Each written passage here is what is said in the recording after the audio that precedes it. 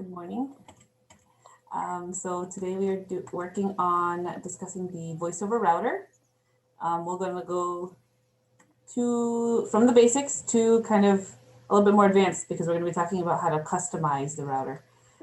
So we'll be covering a lot today. It will be quite, we're going to try to make it as interactive as possible. So we may pause and say, hey, give this a try, and then we'll resume. So have your phones ready if you'd like to participate in that, and we'll go from there. So if anyone has questions, let us know. Some of these concepts are interesting. All right. So what is the VoiceOver router? I'm just gonna turn this up a bit. All right.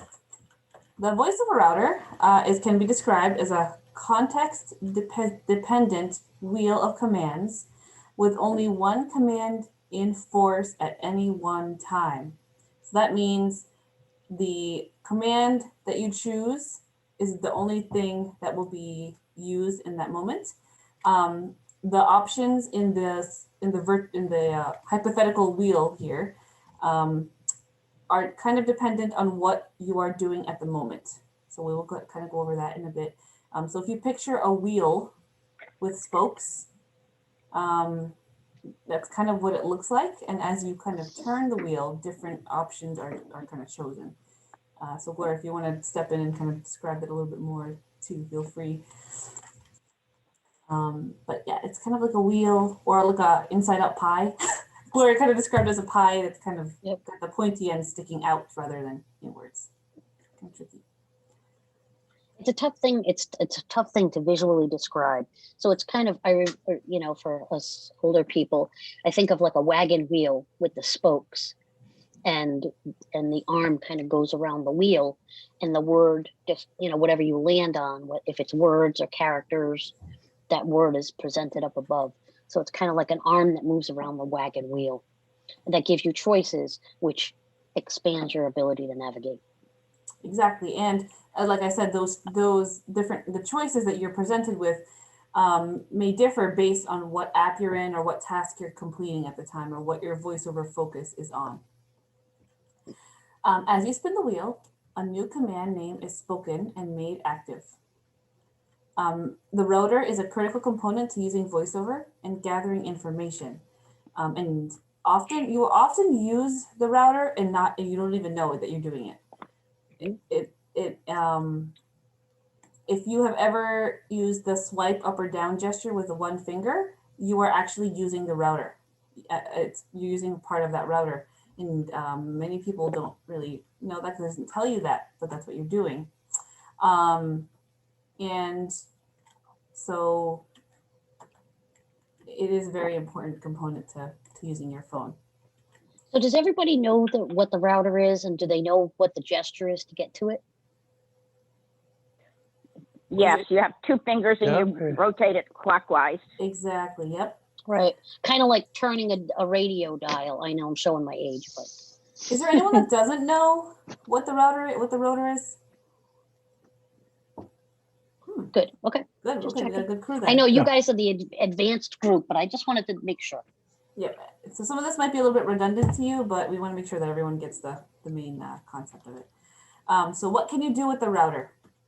You can use the rotor to review text by word or character. So if you wanted to spell a word or check it, we check all the words in a sentence, you can do that.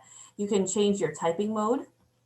So you may know that there are 3 typing modes that you can use on your phone as you're working in a text field, so you can change that.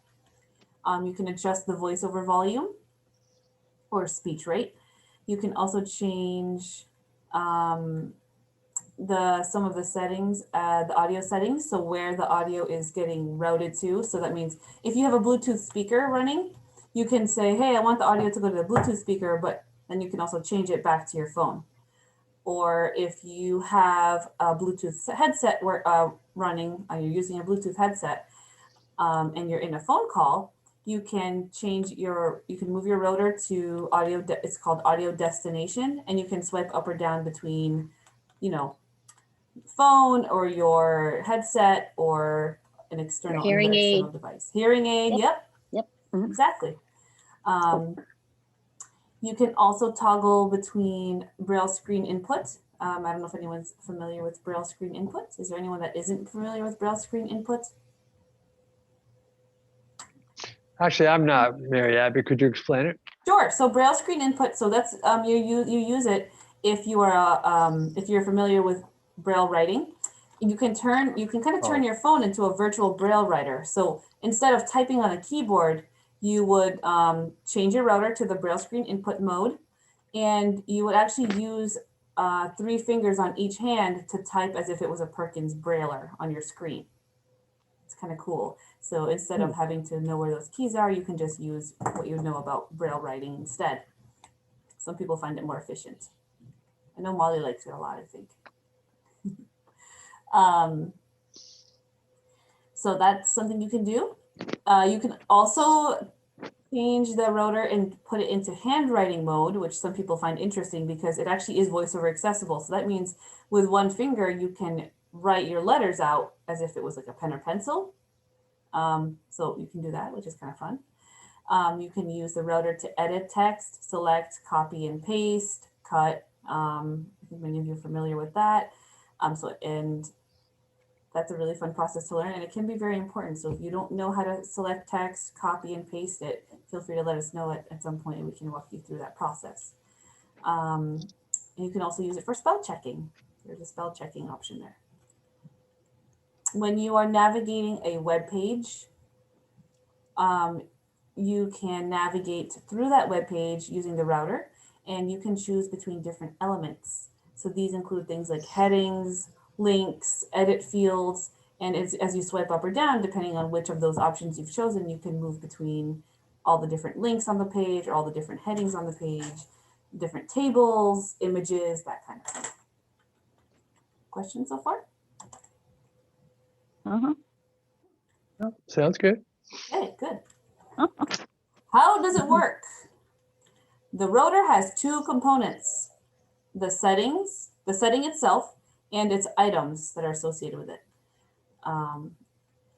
It is composed of different settings that dictate your navigation.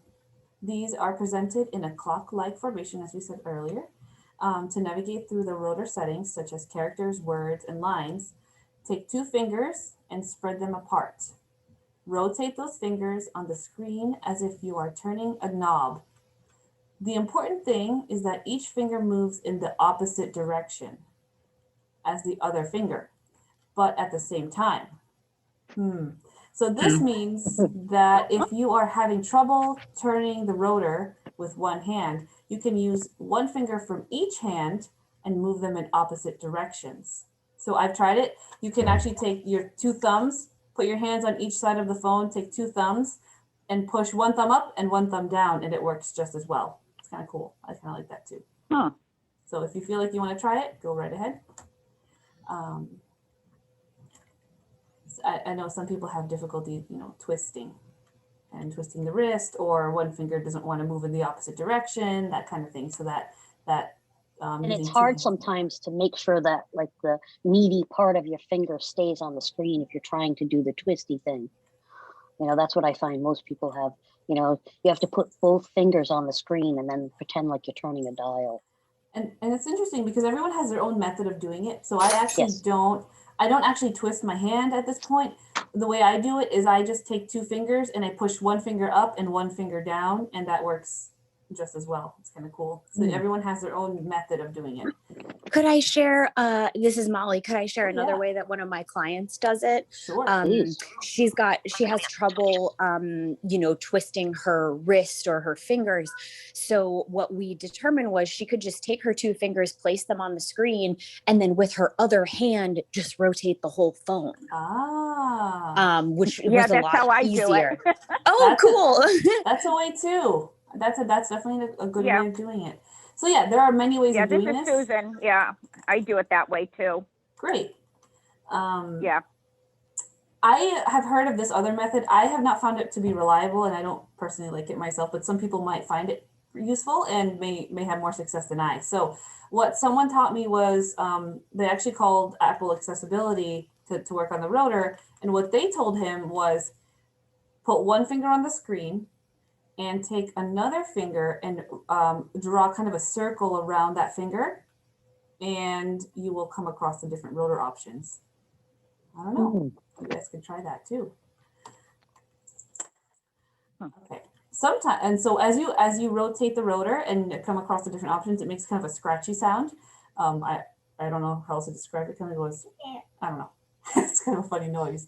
Sometimes you will hear that scratching sound, and that indicates the rotor has turned, but the setting will not change. So sometimes you'll hear that sound, but there's nothing spoken. That means the rotor hasn't actually spun all the way. In this case, just repeat the turning gesture, moving your fingers a bit more than your previous try. In addition, rotor items may seem to be skipped. This just means that you've turned the rotor a bit too enthusiastically and moved by 2 rotor items instead of 1. Questions? Does this work on an iPad or only on a phone? Every iOS device, so iPads, iPods, Apple Watches, and I've already said iPads, and of course all the iPhones. And it also works on the Macs, if anyone was wondering about that. Good question. All right, so we're gonna go into rotor items and talk about that a bit. Each setting has rotor items below it, or that you can navigate through. To move through the items of the chosen setting, swipe up or down with one finger to move through the previous item or the next item of that choice. So if you, for example, if you have chosen the setting words with the router, you can swipe down to go to the next word in that sentence or that item that you're on, or you can swipe up to go back a word. The only time you ever need to double tap is when you are moving through items in edit or actions rotor option. So a lot of people think that, because you're very familiar with double tapping on items when you're using VoiceOver to select it and make sure that that's the option, action that you're taking. With the router, once you've turned your router and chosen the right setting, it's going to be the one that's selected for you, and you don't need to double tap on it. The only time that you do need to double tap is if you're using the actions rotor option or setting or the edit rotor setting. So we'll kind of cover that a bit in a second. We're going to talk about the actions rotor setting because that's a very important one. So if you turn your router and you hear, lines, words, characters, and you do find something called actions, this is what it's about. The actions setting allows you to perform a task on the item that has focus with VoiceOver. It is chosen as the default setting when it is available. If you hear VoiceOver say actions available, you can then start to swipe up or down through the different choices. So if you ever listened to the information that VoiceOver is giving you as you're navigating, sometimes she'll say actions available. Has anyone heard that before? Yes, I have. Yeah, Ned has. Okay, Yep. good. You may hear it on the home screen. If you're on the home screen and you touch an app, after it reads the app name aloud, it might say actions available. You may also hear it in email. If you're in your emails and you're reading an email, after the line that it's reading, it may say actions available. And we're going to use that as an example. If you are in email and the router is set to actions, which will be on by default, so you don't actually have to change the rotor, it will be on by default. You can swipe up or down on an email and you will get settings like trash, move, reply, etc. And I'm sure you're all familiar with that, right? You've all seen how you can swipe up or down on that and get different options. That is using the actions rotor setting. You would then double tap on the action that you want to take to use. So if you wanted to reply to an email, you would swipe down to reply and double tap and it would begin that option. It is kind of like right-clicking on an item on a computer. If you've ever used a computer and right-clicked on it or done Shift F10 or hit the applications key, it's what we call a context menu. And these are items or options specific based on the context of what you are doing or focused on. For example, on the home screen, your rotor is automatically set to actions by default. if you put focus on an app and swipe up or down, the rotor item you will see options like edit or activate, different options like that. And that's again using the actions rotor option. Questions? Yes. May I ask a question here, Mary Abby? Sure. Well, you just said activate. Activate the previous move or all the moves? So that's a really, really great question, Ned. So if you're, let's say if you're in the actions rotor setting and you're swiping around and up and down and you hear action, you hear actions, and then one of them is called activate, and it will say something like activate default. You may even hear VoiceOver's tone change a bit or the pitch change a bit. It may say actions default.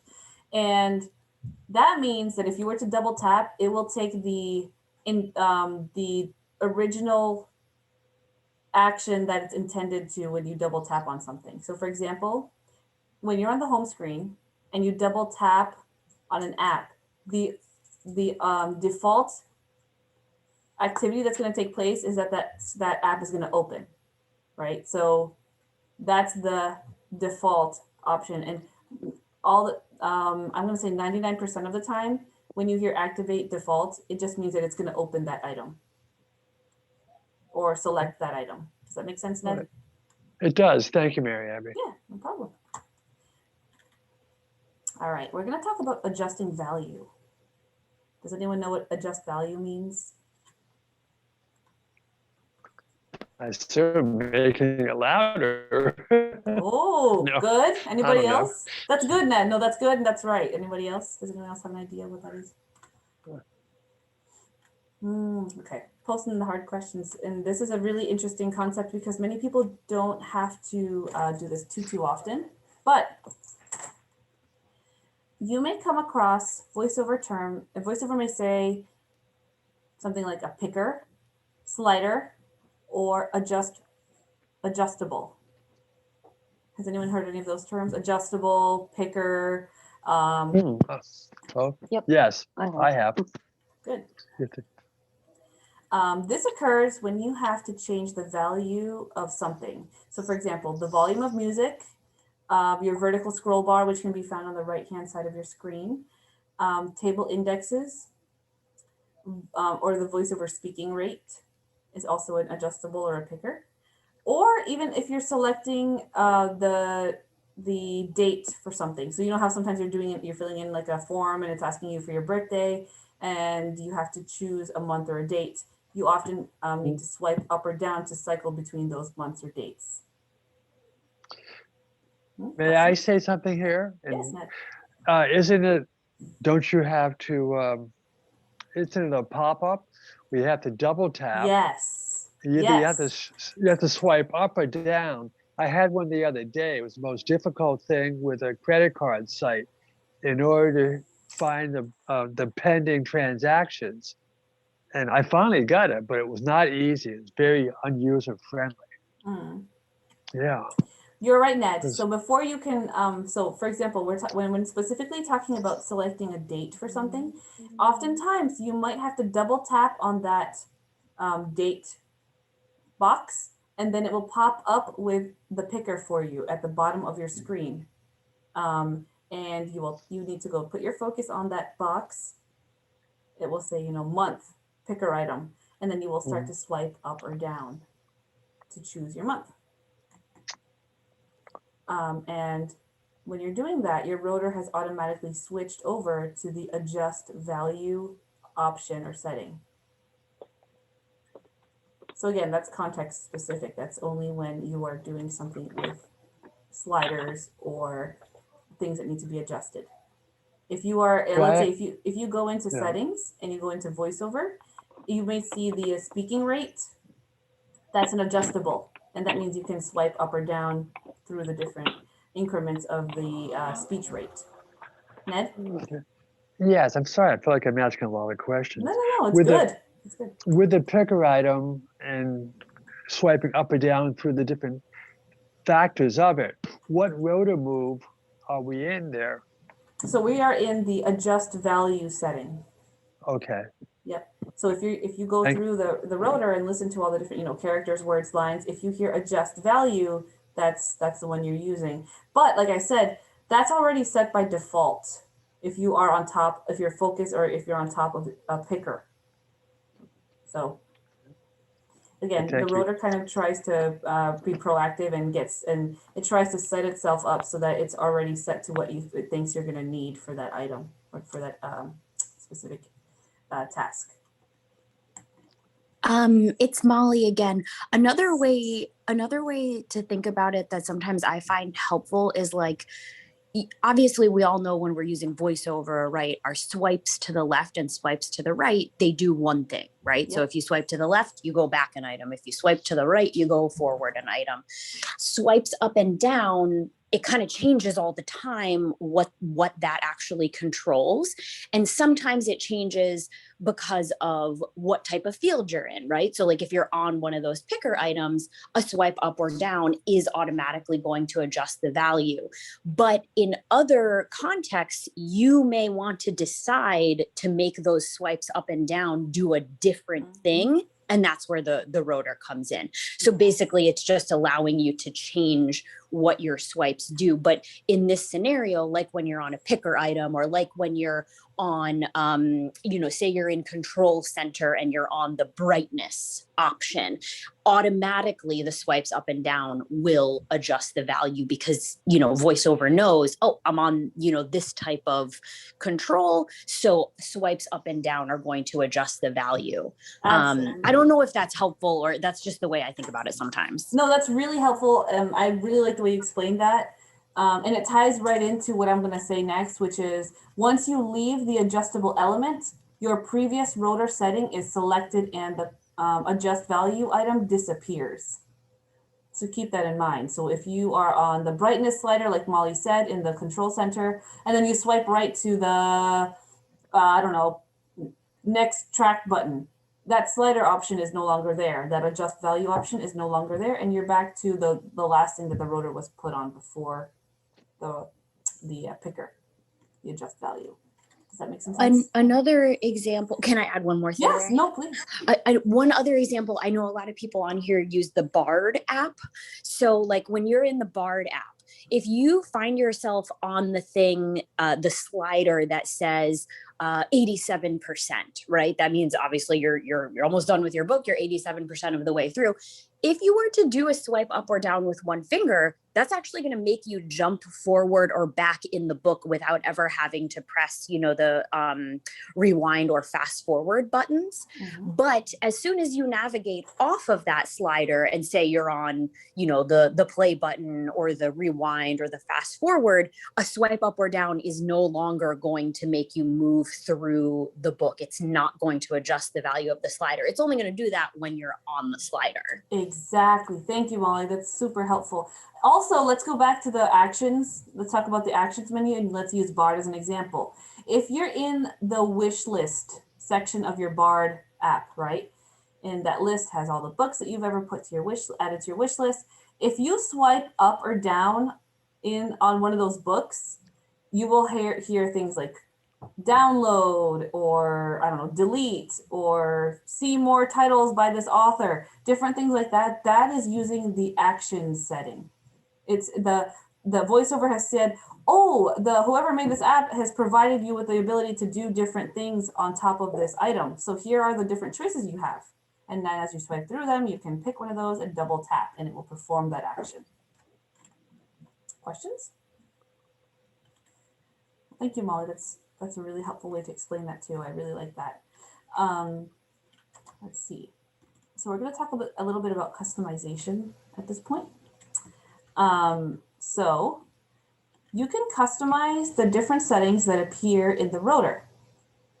Some people like to have a lot of things in their rotor. Some people like to have very minimum things in their rotor. You can go to settings and then you would go to accessibility, VoiceOver, and then you would choose rotor. You can add or move items by double tapping to select or deselect an item. So if the item is selected, that means it will be in your rotor. If you don't ever want to see it again, just double tap it and it will go away. So some people don't like having VoiceOver's speaking rate in their rotor because it can accidentally be triggered and they can accidentally swipe up or down on it. And then all of a sudden their speech is at 100% and they can't understand a single thing that VoiceOver is saying. So if that's something that happens frequently to them and they don't know how to fix that, then they can go into their router and make and uncheck that and make sure that that's never going to appear again and they don't accidentally mess up their speech. Some of the things that you can add, there is, let me tell you right now, there are a lot of options in that menu that you can add. So if you feel like you just want to explore, go into that area and check it out. Some examples include navigating by table, so jumping from table to table in a web page, changing your audio source as we discussed above, navigating by lists, landmarks, buttons. Oh my goodness, there's so many different ones. Braille screen input is in there. One important one that many people use now is text selection, and that will allow you to select or deselect text in order for you to copy and paste it, because otherwise it's very difficult to do with VoiceOver. So people like to use the text selection way of doing What are containers? Oh, containers are, that's a great question. So containers are used in mostly websites, on web pages. So it will jump you from, I think it's just a way for the web page to kind of break up into different portions. So if you're on a website, one container is going to be that toolbar at the bottom. It has the back button, the next button, the back and forward button, sorry, the tabs, the menu button, different things like that. But then another portion of that container is probably going to be the main web page itself. So it's just a way for you to move between different portions of the screen. Okay. Yeah. I have a question. Yes. It's Amber. Hi, Amber. I have my question is when I use I don't know if it's in the Rotor but when I do a playlist, it always says like the song title, it's in edit and it says reorder. What does that mean? I like that question, Amber. So reorder means that you can change the order of the way that things appear in the list. So for example, if you have a list and it says 1 cats, 2 dogs, 3 apples, 4 is rabbits, and you want to put all the animals in order, you can, what happens is typically you swipe up or down on that item and it will say move up or move down. And if you want to move that item up the list, you would double tap. If you want to move it down the list, you would double tap and it will shift the order for you. Okay, because with my job, it's like I want the songs to play at a specific order, and it's like, no, I don't want Check Hachiotomy by Stephen Halpern that way. Yes, that means you can, so that in that case, you can swipe up or down. You can try swiping up or down on that and see if it will let you move it up or down in the list. Give it a shot and let me know if it works. Okay. Another way that you can do that is a drag and drop, which some people have difficulty with, but yeah, it's tricky, but it means you double tap on it with one finger, hold it down, and then you actually have to slide your finger up or down on the screen and put it in let go when it's in the right area. It can be a little bit tricky. Yeah. But that's an option too. Okay. And we got through a lot today. So does anyone have any other questions? Well, we have one last slide and then. Oh, I'm sorry, I was a little late. I was at a picnic yesterday and I didn't get the thing till this morning, so I was like, no worries. Okay. Well, yes. Okay, so the last piece of customization that I will talk about is the fact that you can, if you have a lot of difficulty, performing that twisting gesture or making that rotor turn, you can change that gesture to something that's easier for you. So, and then we had a whole workshop on changing your VoiceOver gestures. So if you'd like, you can refer back to that, or I can send you the link to that. But some people really, really like to have it so that instead of having to twist the rotor and turn it, they just take 2 fingers and swipe to the right or left with those 2 fingers, and it will change the rotor settings. So that's something you can try as well. Does anyone have questions for me? Doing a good job, Mary Abby. Thanks, Ed. I know it's kind of a crazy like sounding topic, but it's actually very simple once you've done it a few times. I agree with Ned. This was very, very helpful. Could I add something about one setting? Yes, of course. So I don't think you mentioned this before, but if I missed it, just let me know. You guys obviously might have heard that speaking rate is usually on the rotor. And I have definitely had some folks in the past call me up and say, I don't understand what my phone is saying. It's talking so fast all of a sudden. Or, oh my gosh, my phone, I think my phone is drunk. It's talking so slow. I don't know what's going on. Oh no. And I'm like, well, if your phone has a drinking problem, I don't know how, that's a personal issue. I can't help you with that. But here's something you can try. Sometimes if you accidentally, turn the rotor, which I definitely have done, you can get it turned to speaking rate. And then you're sitting there doing swipes up or down, thinking that it's doing one thing, and actually it's cranking the speech rate up or down. So you could end up with a drunk phone or a phone that's drunk a lot of Mountain Dew. I don't know. So that's, and if it does get to that point, of course you can always tell Siri, hey, set the speech rate to whatever. But some people find that like, if that happens to them, too often, you don't need to necessarily have speaking rate in the rotor if you have a particular speaking rate that you really like to have your phone at. Like if you like to have it at 55% and you don't really change it, or you like to have it at 95% and you don't really change it, you can always go in and remove speaking rate from the rotor so that you don't accidentally do that. I've had a lot of people be like, please just take it off. I don't want it to happen again. So that's a fun tip. I love that. Thank you, Molly, for sharing. Yeah, that is, oh, that's a pretty clock sounding. Yes, you can absolutely remove that, because for a lot of people that don't necessarily need to do that, it will cause them a lot of trouble. And if they don't know how to fix it, then they are out of luck, because how are they going to use their phone if they can't understand half of what it's saying? I also wanted to talk to you about activities. And this is something that is used in the router, so I wanted to let you know about it. So an activity is, I think it came on with iOS 13. We may have talked about it last year when that came out. Was it last year? Oh my God, 2 years ago. Wow. And an activity profile is something that you can create with VoiceOver. And it's something that you can build based on the context of what you're doing. So for example, if you read the news and you like to have a specific voice read the news to you, a specific VoiceOver voice read the news to you at a specific rate, but only when you're reading the news, then you would build a news activity so that when you opened up the news app on your phone, you could change the activity profile to news, and that voice would come on at that speed, and that would be your news voice, right?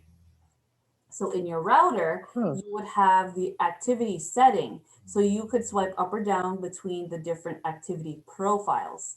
So let's say you are reading the news, but it's not in the regular news app.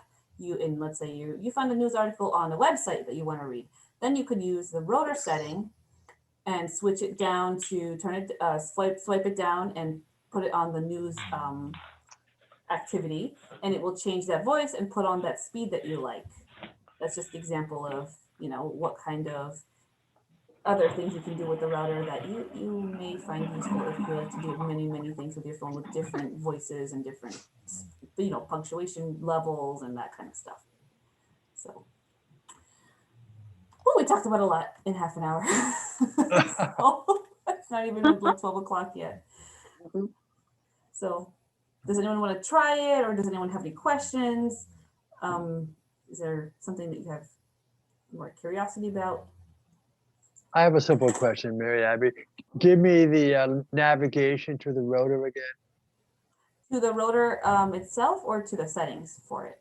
To the settings for it. Oh, sure. So to change the different items that appear, I believe it is in settings, accessibility.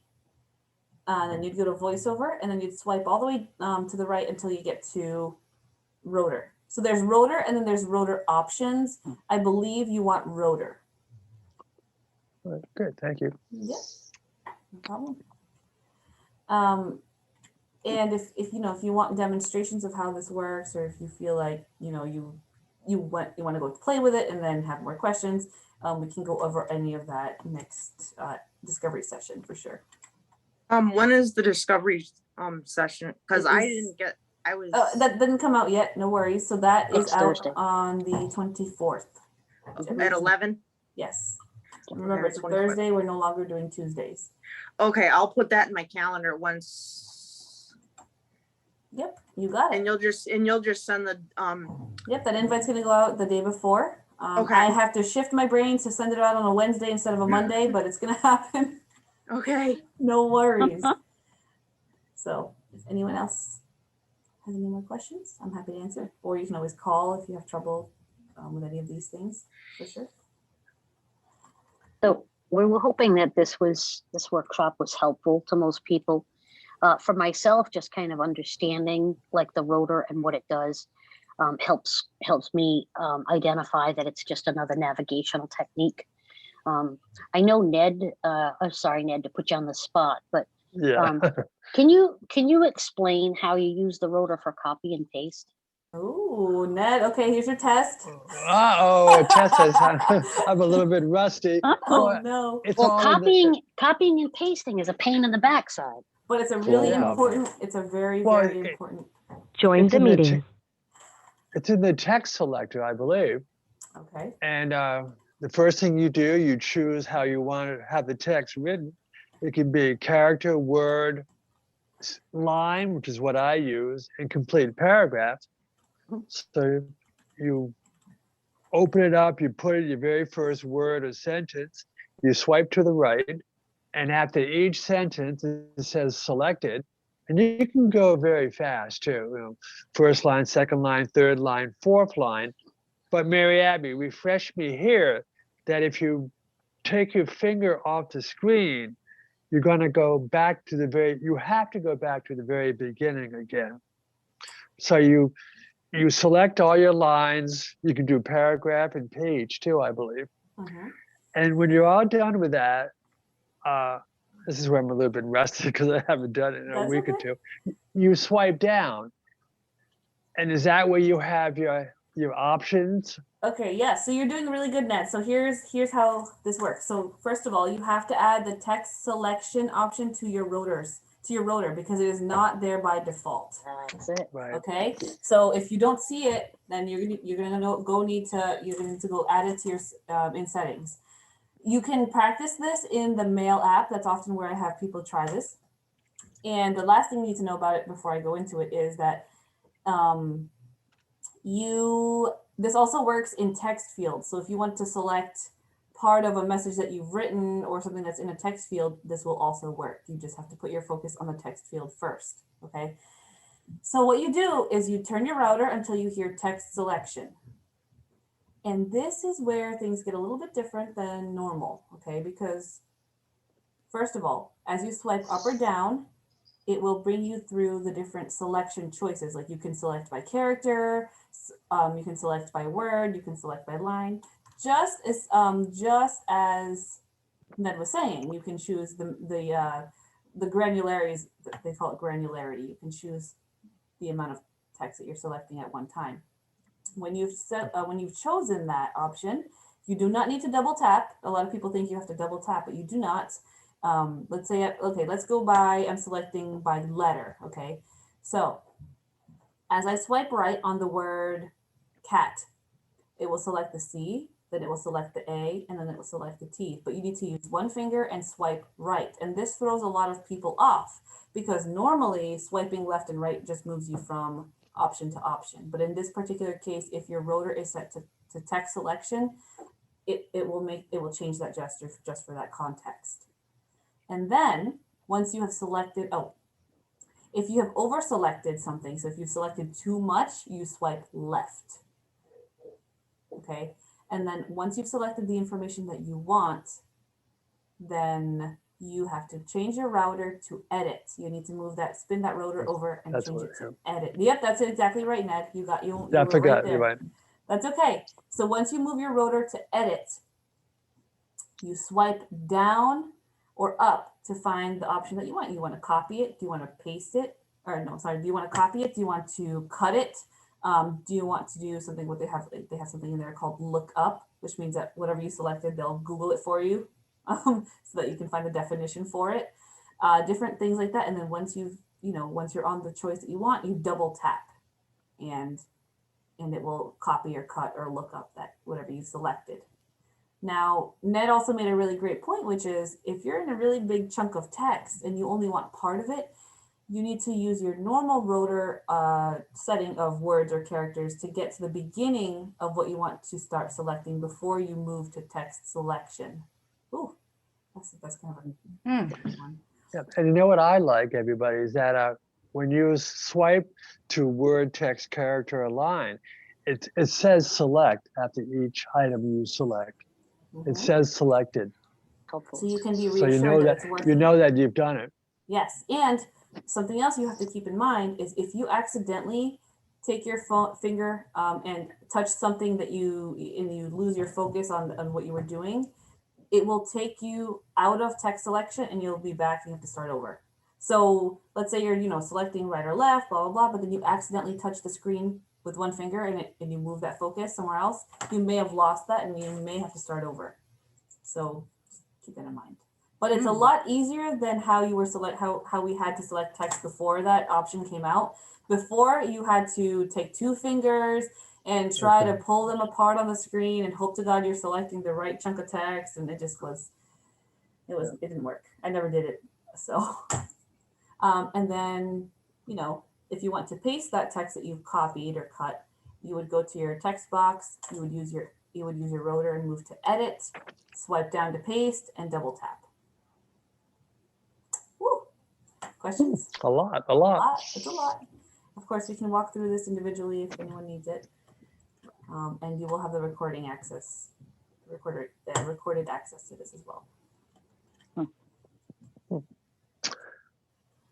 Did I squish everyone's brains, or is everyone happy? That was quite interesting. Oh, good. Yeah. I was hoping I didn't go too crazy with this one. Yes, Ned. Yeah, I do have a strange question. It's okay. It's getting hot. It's humid. Maybe your hands are a little bit sweaty or perspiration. Has anyone ever tried to use a handkerchief, putting your fingers on the handkerchief to swipe on the screen? Because otherwise it could be sort of sticky or doesn't come out as well. And I think I've tried that a few times and I think it works. Am I the only one with sweaty hands? Yeah. Yes, I'm a lady. I don't sweat. That's a great one. I've never heard that question, but it's a great thing to think about because yes, when you have any kind of moisture on your hands, your phone does not like to really cooperate as well. So yeah. It sticks to the screen sort of. Not sticks, but it's not a smooth swipe. Correct. What I've noticed is on my work phone, which is the SE 2020, so it still has the home button and it uses Touch ID. If I've just washed my hands, or if my hand is sweaty, or even if it's just, I don't know, who knows? It's just, it won't take my my Touch ID fingerprints. So that's a big pain. And I don't think that'll work through the handkerchief, unfortunately. That's a good trick for the swiping, but not for the Touch ID. Not so much now during the COVID virus, but I used to wear latex gloves on the ride van because I didn't know what I was touching. And of course you get on the ride van, you'd be jostled and bounced all around, but it would not work on the home button. So you had to go to put in your user ID, and then you could use the phone again. Ned, so the latex glove, it works on the screen as well? Like I didn't think. It's very interesting to me because some things work on the screen and some things don't. So I just wanted to know. Well, it would work. No, it wouldn't work on the screen, and it certainly did not work with the home button. So I had to, you have to take your glove off? To get to the right. get to the point where you have to put in your 6-digit number. Interesting. Thanks, Ned. Molly, Molly? Molly. Yes. You know, one thing I like about the SC20, that's the one that I have, is the home button. It's haptic, and it's unbelievable. Like, it's got more. This phone has more haptics than the 6. Definitely. Yeah. I like it too. It's a good phone. I have that for my work phone. And then I have an iPhone 11 is my personal phone. I like them both, you know, they're good for different things, I would say. And when you plug it in, it does like a little vibration, and it's like, I'm like, oh. It does. All right. So before we disconnect, it's almost 12 o'clock. So I just want to make sure everyone's happy. 11:47, because all the information that phone just sitting in one notification that you're looking for. So does anyone else have questions or comments, or? I gotta get ready for work. Also, if anyone does have any more suggestions, I think that this was a really thank you, Arlene, for suggesting this, and you guys for just asking for us to do this, because I think it is a very important thing that we need to do in order to even just use the phone. So it's much appreciated. But if anyone else has any other topic suggestions, just let us know. Someday I should bring my Bose speaker into Insight and show everybody like how easy it is to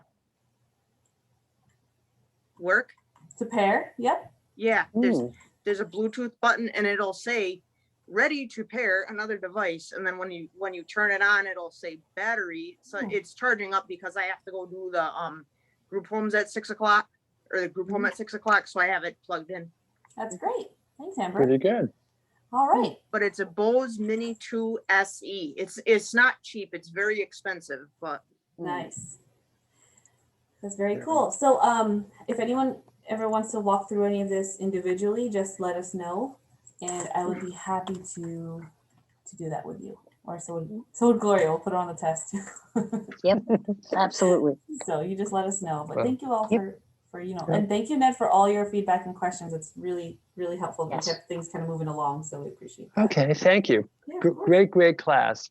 thank you. Gloria, All you right, so we too. have a discovery session next week, right? So any Yes. questions the 24th, Concerns? right? Yeah. Yep. that you guys have That about way I this? can put it in my calendar. Great. Alrighty. I'm going to pause this. I'm going to stop this recording now. Or is it? Great.